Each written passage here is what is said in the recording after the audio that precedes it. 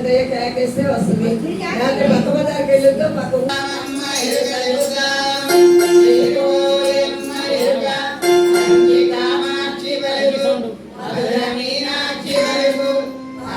విశాలాక్షి వరకు తెల్లవాడ కనకదుర్గ వరకు శ్రీశైల భ్రమరాంబ వరకు కొన్నూరు పార్వతమ్మ వరకు శ్రీశైల శివకేశవుల వరకు పలుకు ఎంత చక్కనే నారా పలుకు కదకు గోగోగోగములు కొని పోసినారు అవికెంత చక్కనే నారా పలుకు కదకు పలుకకు రత్నాలు స్థాపించినారు ఒక్కంత చక్కనే నారా పలుకు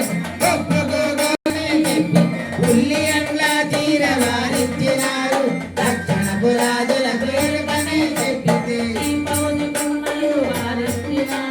పడమట రాజుల పేరు పనే చెప్పితే ఈ దండ కడియాలు వారిచ్చినారు ఎరుమల గులాబీ నగరక మొక్కల పురస మొక్కల పీట కూర్చుండవమ్మ చాటకు గంగున జానేడు ముత్యాలు మోతుకు సాగింపగలతని సపడేలు తీనాడు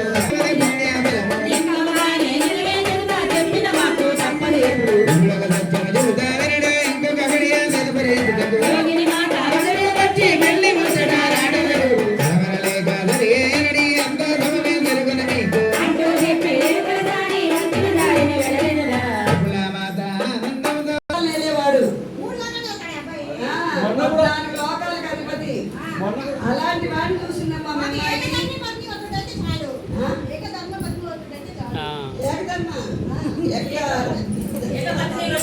నాయకుడైన శ్రీనివాసుడే మీ పద్మావతిని మరలా చూడాలనే ఉద్దేశంతో ఆకాశరాజు ధరణీదేవి దంపతులు పెళ్లికి ఒప్పించాలనే ఉద్దేశంతో మీ గృహాన్ని పావనం చేసి మీ సేవలు అందుకొని మీ ఆతిథ్యాన్ని స్వీకరించి మిమ్మల్ని ధన్యులు చేయడానికి వచ్చిన అఖిలాండ కోటి బ్రహ్మాండ నాయకుడైన శ్రీనివాసమ్మ. అమ్మా ఎరుకల సాని ఈ పుణ్య దంపతులు కిందసారి కళ్యాణం చేయించుకున్నారమ్మా ఈ గృహంలోనే. ఆ అమ్మాయికి పెళ్ళైతే మళ్ళీ చేయించుకుంటామని చెప్పి అప్పుడు అనుకున్నారు. మధ్యలో ముహూర్తం పెట్టుకున్నారు, అది వాయిదా పడ్డది.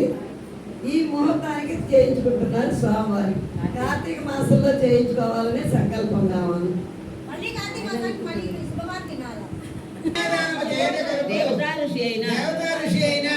వారు నిర్ణయించిన ఆహ్వాన శుభలేఖార్థములు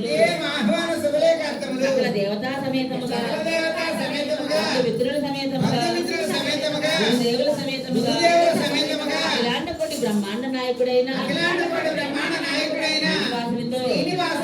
నారాయణపురం వచ్చి వేలు మంగతాయారు మావతీదేవిని కండే మాడి మమ్మల్ని ఆనందింపజేసి